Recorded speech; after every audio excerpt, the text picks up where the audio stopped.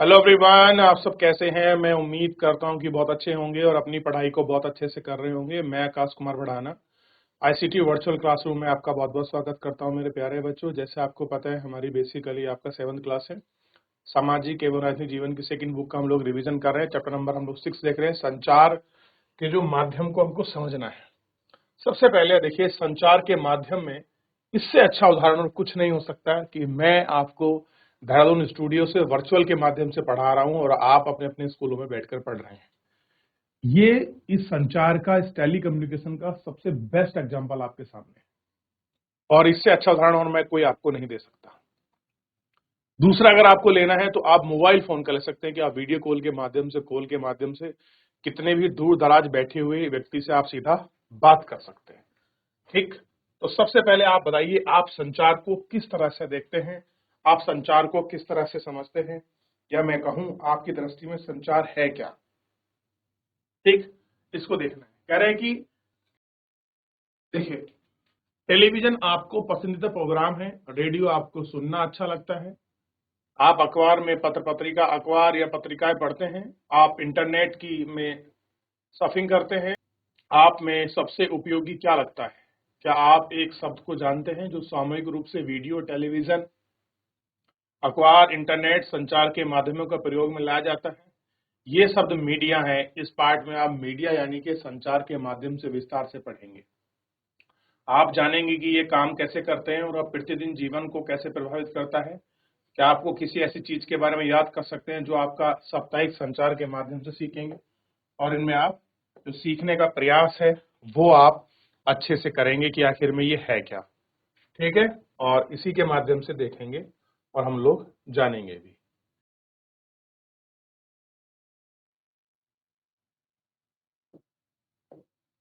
स्थायी मेलों की दुकान से लेकर टीवी के कार्यक्रम तक जो आप देखते हैं, ये सब संचार का माध्यम यानी मीडिया कहा जा सकता है। कुछ भी आप देखते हैं, ये सारी चीज क्या है? आपकी मीडिया है। कोई टीवी, टेलीविजन, आप कोई भी स्थानीय मेला, ये सारे प्रोग्राम जो आपके देखते हैं, आप मुझे पढ़ रहे हैं, ये सब आपका मीडिया का है। मीडिया अंग्रेजी का शब्द है और कह रहे हैं कि ये बहुवचन है। कैसे? जो मीडिया शब्द क्या है? बहुवचन है, यानी कि सिंगुलर नहीं है, ये आपका प्लूरल है। और क्या कह रहे हैं कि इसका तात्पर्य विभिन्न तरीकों से है जिनके द्वारा हम समाज में विचारों का आदान प्रदान करते हैं। तो बेसिकली है क्या? हमारे विचारों का आदान प्रदान है। मीडिया का अर्थ है कि माध्यम, क्योंकि मीडिया का संदर्भ संचार माध्यमों से है, इसलिए हर चीज जैसे फोन पर बात करने से लेकर टीवी, शासन समाचार तक सुनने पर मीडिया कहा जाता है। टीवी, रेडियो और अखबार संचार माध्यमों का एक रूप है जिसकी पहचान लाखों लोग तक देशों में सामूहिक रूप से है, इसलिए इन्हें जनसंचार का माध्यम यानी कि मीडिया कहा जाता है। क्या कहते हैं? जनसंचार का माध्यम यानी कि मीडिया जो है आपका कहा जाता है। ठीक, संचार माध्यम और तकनीकी आपके लिए संभवतः संचार माध्यमों के बिना टीवी का जीवन कल्पना भी करना कठिन होगा, लेकिन आपका केबल टीवी, इंटरनेट विस्तृत उपयोग हाल ही में शुरू हुए हैं। इन्हें प्रचलन में लाए हुए अभी 20 वर्ष भी नहीं हुए हैं। संचार माध्यमों को प्रयोग में लाने वाली प्रौद्योगिकी आपका निरंतर बदल रही है। कह रहे हैं कि जो आपका संचार के मीडियम हैं जिनको हम लोग यूजेस में लाते हैं, वो निरंतर क्या हो रही है? आपका चेंज जो है हो रही है। और क्या कह रहे हैं? अखबार, आपका टेलीविजन लाखों लोग पर पहुंच रहा है क्योंकि हम एक विशेष प्रकार की तकनीकी का उपयोग करते हैं और हम अखबार और पत्रिकाओं में छपे हुए माध्यम के रूप में टीवी तथा टेलीविजन, रेडियो, आपका रेडियो की इलेक्ट्रॉनिक माध्यम से रूप में आपकी चर्चा करते हैं। आपके विचार में समाचार पत्रों में छापे हुए माध्यम से क्यों कहा जाता है? आगे पढ़ेंगे, आपको पता चलेगा कि ये माध्यम संचार माध्यमों का प्रयोग में लाई जाने वाली तकनीकी संबंध है। कैसा है? बेसिकली जो आपका टेक्नोलॉजी है उससे संबंधित। कह रहे हैं कि दिए गए चित्रों से आपको पता चलेगा कि पिछले साल में जन संचार माध्यम का इस्तेमाल में लाए जाने वाले तकनीकी किस प्रकार बदल गई है और आज भी बदल रही है। अच्छा, आप एक चीज देखते होंगे कि साल दर साल क्या हो रहा है, आपकी टेक्नोलॉजी जितना भी हम लोग मीडियम है यूज करते हैं, उसमें आपको बदलाव देखने के लिए मिलता है। आप कहेंगे सर बदलाव से कुछ समझ नहीं आ रहा, तो तो इंग्लिश में एक शब्द है अपडेट। क्या है? अपडेट। आप देखते हैं कि कोई भी ऐप, अगर अपने मोबाइल में कोई ऐप यूज करते हैं तो वो क्या होती है? अपडेट होती है। क्या होती है? अपडेट होती है। तो कुछ समय के बाद उसको अपडेट करना पड़ता है। ठीक है, यानी कि अपग्रेड का मतलब है अपग्रेड, यानी कि कुछ और उसमें ऐड करना, एडिशन लाना। जैसे आप फेसबुक को अपडेट करते हैं, व्हाट्सएप को अपडेट करते हैं, कोई ऐप है आप उसको अपडेट करते हैं, कोई नई चीजों को ऐड करते हैं, तो हम क्या बोलते हैं? अपडेट करना। यानी कि तकनीकी में किसी चीज में लगातार जो सुधार है उसी को हम अपडेट कहते हैं। अच्छा, आपके माध्यम से संचार तकनीकी है क्या, इस पर थोड़ा सा विचार करिए।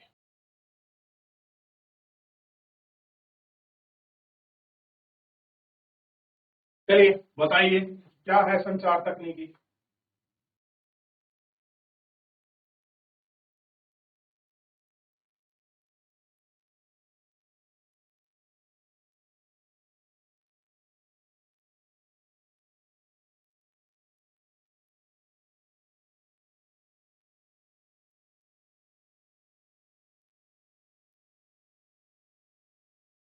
देख लिया बच्चों?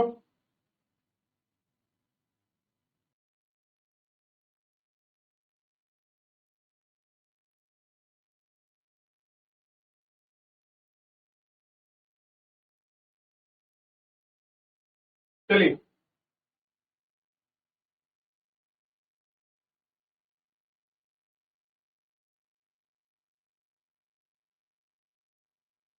अब देखिए थोड़ा सा इसमें आप अगर विचार करेंगे तो ये समझ आ गया माध्यम क्या है।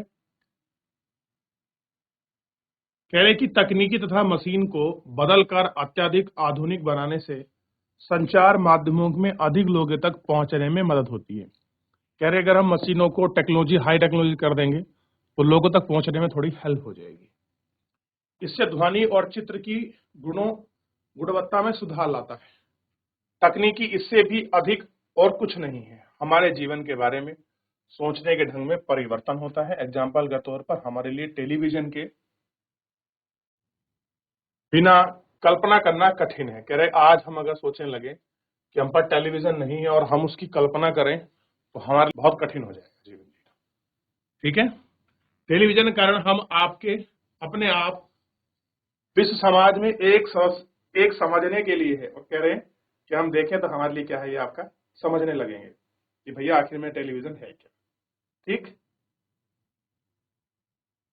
टेलीविजन में प्रदर्शित चित्र सैटेलाइट और केबल से विस्तृत जाल के माध्यम से अति सुंदर क्षेत्र तक पहुंच जाते हैं और इसके कारण से हम अत्यधिक भागों में संचार मनोरंजन कार्य के देख पाते हैं।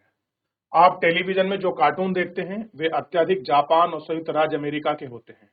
हम चेन्नई और जम्मू में बैठे अमेरिका में ही फ्लोरिडा और समुद्री तूफान की छवि को देख सकते हैं। टेलीविजन ने दुनिया का बहुत बड़ा भाग अपने पास ले लिया है। कैसे हैं? इन चीजों को इन लोगों ने बड़ा अपने पास आपका समेट दिया है। ठीक है, अब एक जमाने का ये देखिए, टाइपराइटर है, ये 1940 दशक में चलता था और आज भी आप देखेंगे बहुत सारी तहसील और जो आपकी कोर्ट कचहरी हैं वहां पर इस तरीके से टंकन की आवाज आप सुनते होंगे, लिखने वाला इस तरीके से वो करते, टाइप करते फिर ऐसा करते थे, ये टाइप करते थे फिर ऐसा करते थे। ये काम आपको बहुत देखने के लिए मिलेगा, बड़ा आम है ये। ठीक, और आप आज के समय में इसकी जगह क्या ले ली है? 1840 दशक में इलेक्ट्रॉनिक टाइपराइटर आ गया है जो पत्रिका दुनिया का एक बहुत बड़ा हिसाब आपका बदल गया।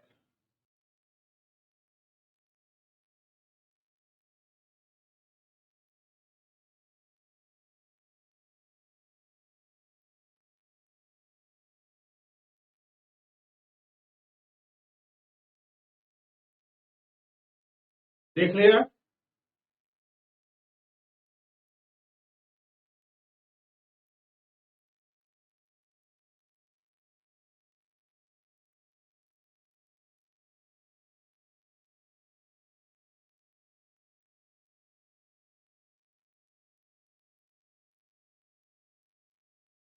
चलिए,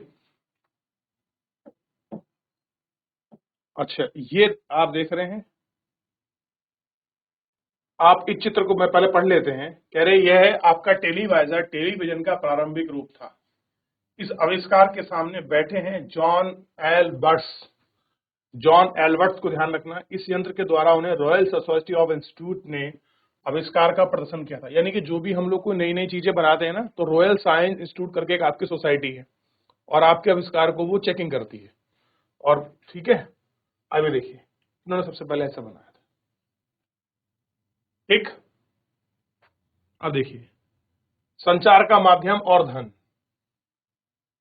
कह रहे कि संचार का माध्यम और धन, संचार द्वारा उपयोग में लाई जाने वाली विभिन्न तकनीकी अत्यंत खर्चीली है। कह रहे कि संचार के उपयोग में लाई जाने वाली आपका तकनीकी कैसे है, अत्यंतिक आपका खर्चीली है। जरा टीवी स्टूडियो के बारे में सोचिए, जहां पर समाचार वाचक बैठता है, लाइट, कैमरे, ध्वनि करने के रिकॉर्ड, संप्रेषण के लिए सैटेलाइट, संप्रेषण का मतलब है उसको लॉन्च करने के लिए, अपनी बात तुम्हारे तक पहुंचाने के लिए सैटेलाइट आदि, इन सभी का मूल्य बहुत अधिक होता है। कैसा होता है? बड़ी हाई कॉस्ट की होती है बेटा ये सारी चीजें। अब देखिए आप तक तकनीकी पहुंच रही है, कितना सारा पैसा, कितने सारे मीडियम लगकर तब ये क्लास आप तक पहुंच रही है। तो ऐसा ही न्यूज रूम का है और ऐसा ही हमारी क्लास का है। समझिए आप कितनी ये आपका आर्थिक वहन करे हुए आपको एक गुणवत्ता परक शिक्षा देने के लिए सारे प्रयास है। क्लियर है? आगे देखिए, समाचार के स्टूडियो में केवल समाचार वाचक को ही वेतन नहीं दिया जाता, बल्कि बहुत सारे लोग जो प्रसारण में सहायक होते हैं, वे लोग सम्मिलित होते हैं जो कैमरे व प्रकाश की व्यवस्था करते हैं। जैसा कि आपने पढ़ा है, संचार माध्यम निरंतर बदलते रहते हैं, इसलिए नवीनतम तकनीकी जुटाने में भी बहुत धन का व्यय होता है और इन कारण ही जनसंचार के माध्यम से अपना काम करने में बहुत अधिक धन की आवश्यकता होती है। परिणामतः अधिकांश टीवी चैनल, समाचार पत्र बड़े पारिवारिक प्रस्थान में भाग लेते हैं। कैसे करते हैं? बड़े जो आपके पारिवारिक प्रस्थान है उनमें सब क्या लेते हैं? आपका भाग लेते हैं। ठीक, यह आपको देखना है। जनसंचार का माध्यम लगातार धन कमाने के विभिन्न तरीकों के बारे में सोचते रहते हैं। एक तरीका जिनके द्वारा जनसंचार माध्यम धन अर्जित करना है और विभिन्न वस्तुओं के विज्ञापन का है, जैसे कारें, चॉकलेट, कपड़े, मोबाइल फोन आदि। आपने ध्यान दिया होगा कि अपने टेलीविजन कार्यक्रम को देखते हुए आपने अनेक विज्ञापन पढ़ने पड़ते हैं। टेलीविजन पर क्रिकेट मैच खेलते हुए भी हर ओवर के बाद वही विज्ञापन दिखाई देगा। इस तरह से आप बार बार उनकी छवि को देखते रहेंगे। और जैसा कि आप अध्ययन में करेंगे कि विज्ञापन के बारे में आवृत्ति का आशय है कि आप बाहर जाकर विज्ञापन हेतु वस्तु खरीदें। अब देखिए, इस तरह से आपने कहीं ऑफिसों में काम होते हुए देखा है? देखा है बच्चों आपने इस तरह से काम होते हुए?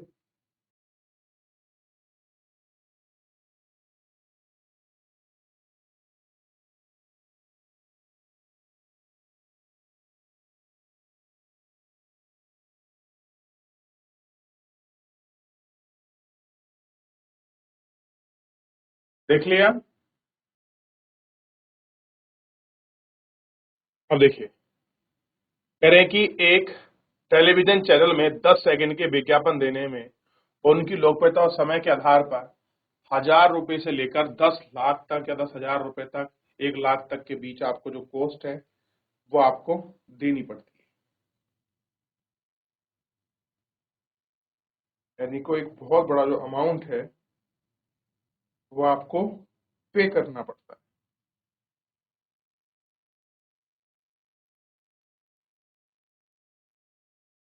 चलिए,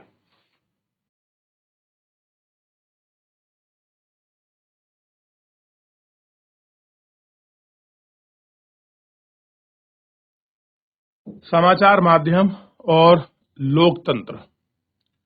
लोकतंत्र में देश और संसार के बारे में समाचार देने और उनमें होने वाली घटनाओं पर चर्चा करने के लिए समाचार माध्यमों की भूमिका अत्यंत महत्वपूर्ण रहती है। उदाहरण के लिए संचार माध्यमों में नागरिक जन सकते हैं कि सरकार किस प्रकार काम करती है। यदि लोग चाहते हैं तो इन समाचारों के आधार पर कार्रवाई कर सकते हैं। ऐसा वे संबंधित मंत्री पर पत्र लिखकर, सार्वजनिक विरोध आयोजित कर हस्ताक्षर अभियान आदि चलाकर सरकार के पुनर्गठन कार्यक्रम पर विचार करने का आग्रह कर सकते हैं। क्या कर सकते हैं? इन सारे चीजों पर आपका विचार कर सकते हैं। जानकारी देने के संबंध में संचार माध्यम की महत्वपूर्ण भूमिका देखते हुए यह आवश्यक है कि जानकारी संतुलित होनी चाहिए। अगले प्रश्न पर दिए गए कह रहे हैं कि अगले प्रश्न पर दिए गए समाचार के दो विभिन्न स्वरूप को पढ़कर समझेंगे और संतुलित माध्यम का क्या तात्पर्य है इसको समझेंगे कि आखिर में संतुलित माध्यम और विचार क्या है, इसका क्या तात्पर्य है, इसको जानने का और इसको समझने का वो आपका प्रयास करेंगे। अगले अलग पाठकों की पसंद देखते हुए छपाई वाले माध्यमों का और इनके बारे में वो आपकी चर्चा करेंगे। ठीक है, चलिए। जैसे न्यूज ऑफ इंडिया की रिपोर्ट है कि प्रदूषण फैलाने वाले कारखानों पर वज्रपात, विरोधियों द्वारा चक्का जाम, यातायात रोका। अब आप इस तरह से हेडलाइन पढ़ते हैं। दूसरी है कि कारखाने बंद होने के कारण घोर अशांति, यानी कि कहानी एक ही है लेकिन उसको आपका प्रेजेंट करने का तरीका सबका अलग अलग हो सकता है। अब देखिए, कह रहे कि कारखाने के मालिक और मजदूरों ने हिंसात्मक विरोध ने आज शहर की गतिविधियों को रोक कर रख दिया है। किसका है? हिंसात्मक है, मालिक और मजदूरों के बीच झगड़ा हुआ है उस पर। सड़कों पर वाहनों के विशाल जमाव के कारण लोग समय पर अपने काम पर नहीं पहुंचे। कारखाना मालिक और मजदूर सरकार के प्रदूषण फैलाने वाली इकाइयों को बंद करने का निर्णय के कारण विरोध कर रहे थे। कह रहे कि वो लोग बंद कर रहे हैं और उसको बंद करने का वो निर्णय ले रहे हैं। सरकार ने यह निर्णय कुछ जल्दबाजी में लिया है, परंतु विरोधियों का काफी समय से यह पता था कि उनकी इकाइयां गैर कानूनी है और इन इकाइयों को बंद होने से शहर में कम प्रदूषण होने में काफी कम हो जाएगा। शहर के गणमान्य नागरिक जैन श्री ने कहा, हमारा शहर भारत के नए व्यावसायिक केंद्र के रूप में स्थापित होता जा रहा है। साथ साथ ही आवश्यक है कि शहर साफ सफाई, हरा भरे, प्रदूषण वाले कारखानों को हटाया जाना चाहिए और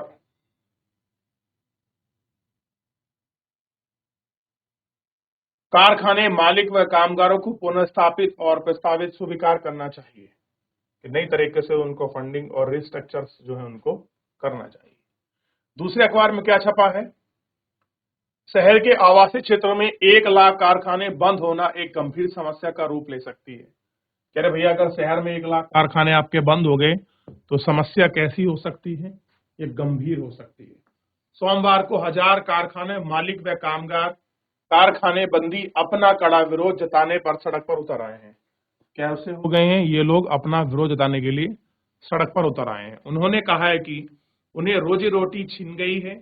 उनका कहना है कि गलती नगर निगम की है क्योंकि वहां आवासीय क्षेत्र में लगातार कारखाना और लाइसेंस दे रहे हैं। उन्हें यह भी कहा जाता है कि पुनर्स्थापन के लिए आपके प्रयत्न नहीं किए गए हैं। कह रहे कोई ऐसा काम नहीं किया गया है जो उनको पुनर्स्थापित कर सके, इन सारी चीजों को देख सके।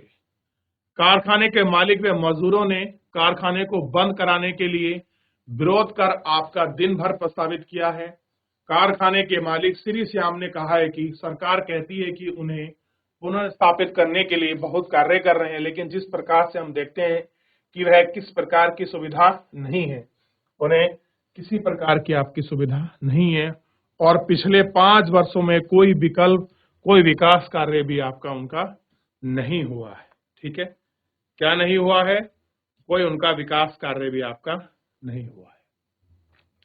वास्तव में तो यह आप इनके बारे में केवल एक ही समाचार पत्र पढ़ेंगे तो विषय एक पक्ष में जाएंगे। यदि आपने न्यूज ऑफ इंडिया पढ़ते हैं तो आप उनके विरोधियों की बातों के समर्थक लगती है। कह रहे न्यूज ऑफ इंडिया पढ़ोगे तो क्या लगेगा? जो विरोधी लोग हैं उनकी बातें व्यर्थ लगती हैं। दूसरी यातायात व्यवस्था में बाधा उत्पन्न हो रही है और अपने कारखाने शहरों के प्रदूषण फैलाने जा रहे हैं और आपके मन में उनकी छवि अंकित कर रहे हैं कि भैया वो लोग ठीक नहीं है, परेशान कर रहे हैं, पोल्यूशन कर रहे हैं, लोगों को समस्या हो रही है इत्यादि चीजों पर वो समस्याओं को देखने का दिखा रहे हैं और कह रहे हैं कि, और वहीं दूसरी ओर देखिए, वहीं दूसरा न्यूज़पेपर है और वो क्या बोल रहा है कि इंडिया डेली पढ़ते हैं तो आप जानेंगे कि कारखाने बंद हो जाने से बहुत से लोगों की रोजी रोटी खो जाएगी। एक किसको फोकस कर रहा है? रोजी रोटी को। एक किसको फोकस कर रहा है? कि लोगों को परेशानी हो रही है क्योंकि पुनर्स्थापन के प्रयास अपर्याप्त हैं। इन दोनों में से एक का वितरण संतुलित नहीं है। संतुलित रिपोर्ट होती है जिसे हम भविष्य में दृष्टिकोण पर चर्चा किए जाएंगे। फिर भी पाठकों को स्वयं अपनी राय बनाने के लिए उनको जो है स्वतंत्र आपका छोड़ दिया जाता है। क्या कर रहे हैं? उनको स्वतंत्र जो है हम आपका छोड़ रहे हैं। ठीक है। रिपोर्ट संतुलित लिखना संचार माध्यमों के स्वतंत्र होने पर निर्भर करता है। संचार माध्यम का तात्पर्य है कि उनके द्वारा दिए जाने वाले समाचार का कोई भी नियंत्रण या प्रभाव ना करें। समाचार का वितरण देने से हमें कोई भी निर्देशित नहीं करेंगे क्योंकि क्या सम्मिलित किया जाना चाहिए, क्या नहीं, लोकतंत्र के संचार माध्यम का होना अत्यंत महत्वपूर्ण और आवश्यक है। ऊपर पढ़ा है कि संचार माध्यम से प्रदान की गई जानकारी के आधार पर हम आपका नागरिकों के रूप में कार्रवाई कर सकते हैं। इसलिए यह आवश्यक है कि जानकारी विश्वसनीय और तटस्थ होनी चाहिए। कैसी होनी चाहिए जानकारी? विश्वसनीय और तटस्थ जो है वो होनी चाहिए। तथ्य यह तो है कि संचार माध्यम उत्पन्न नहीं है। इसके मुख्यतः दो कारण हो सकते हैं। पहला, सरकार को उन पर नियंत्रण तथा उन पर सरकार की आंशिक फिल्म के दृश्य में गतिविधि अभिव्यक्ति का आपका जनमुख समुदाय का पहुंचना आपका प्रतिबिंबित करती है। कैसे करती है? जन समुदाय तक पहुंचे और उनकी सारी चीजों को वो सारी चीजें आपका प्रतिबिंबित करती है। ठीक, तो इसे सेंसरशिप कहा जाता है। क्या कहते हैं? सेंसरशिप। भारतीय इतिहास में हम जब सरकार के संचार माध्यमों पर सेंसरशिप लगाया जाता है तो सबसे बुरे समय में 1975 और 1977 में आपातकाल का समय था। क्या था? सेंसरशिप का आपको समय बता रहे हैं कि ये सबसे गंदा समय था आपका सेंसरशिप का। तो सेंसरशिप के बारे में आगे पढ़ेंगे और आप बताइए इन दोनों को न्यूज़पेपर को पढ़कर आपको उनकी हेडलाइन से, उनके कंटेंट से, उनकी लिखी सामग्री से क्या संदेश आपको समझते हैं। तो क्लियर है कि एक किशोर दिखा रहा है, एक दिखा रहा है कि भैया कारखाने बंद हो रहे हैं, उसका कोई निर्णय का लोग विरोध तो कर रहे हैं, लेकिन इंपोर्टेंस किसको दिखाया है? लोग दिक्कत हो रहे हैं, जाम लगा रहे हैं। दूसरे क्या कह रहे हैं? कारखाने उत्पन्न हो रहे हैं लेकिन लोगों की रोजी रोटी आपकी बिखर रही है, छिन रही है। एक उसको दिखा रहा है। दोनों को अंतर कीजिए और अंतर स्पष्ट कीजिए कि क्या सही जानकारी हम तक पहुंच रही है।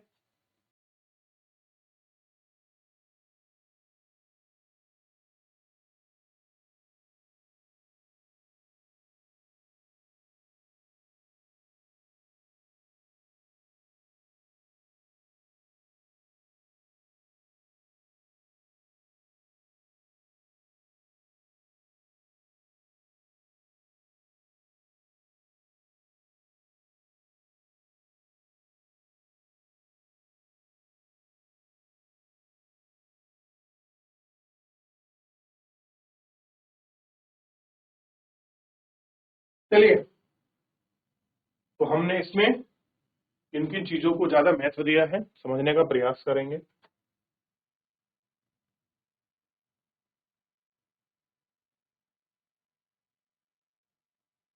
तो देखिए, संचार के माध्यम को हमने समझने का प्रयास किया है। तकनीकी माध्यम क्या होते हैं, उन तकनीकी माध्यमों को हमने समझने का प्रयास किया है। और जो है संचार का माध्यम क्या होगा, कैसे कुछ टेली कम्युनिकेशन है, इन पर हमने विशेष तौर पर आपका ध्यान दिया है और इस पर हमने जानने का भी जो है वो आपका प्रयास किया है। इन सब चीजों को हम लोग आपका इसमें देख चुके हैं और इस पर बात भी कर चुके हैं। ठीक,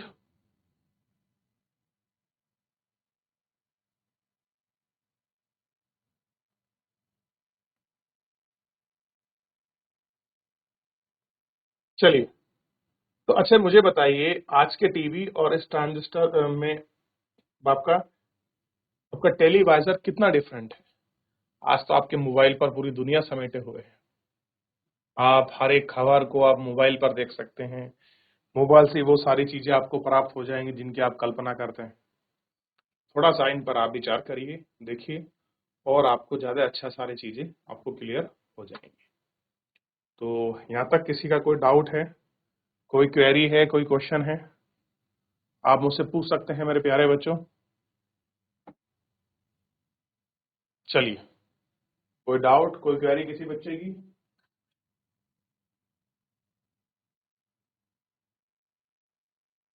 चलिए, तो फिलहाल मेरे प्यारे बच्चों, आज के इस लेक्चर में इतना ही। मिलते हैं नेक्स्ट लेक्चर में, तब तक अपना ध्यान रखिए, स्वस्थ रहिए, अपनी पढ़ाई को बहुत अच्छे से करते रहिए, और मुझसे जुड़ने के लिए आपका बहुत बहुत धन्यवाद।